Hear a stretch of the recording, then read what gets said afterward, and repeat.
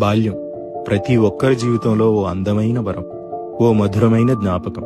తెలిసి తెలియని వయసులో మరిచిపోలేని ఆనంద క్షణాలు ఎన్నో. ఇప్పుడంటే కలర్ టీవీలు, స్మార్ట్ టీవీలు వచ్చాయి గాని అసలు కలర్ టీవీయే కనిపించిన రోజుల్లో బ్లాక్ అండ్ వైట్ లో సాయంత్రం 4:30కు దూరదర్శన్లో ఋతురాగాలు చూసిన జ్ఞాపకం. శుక్రవారం వచ్చే చిత్రలహరి కోసం వారమంతా ఎదురు చూసిన జ్ఞాపకం.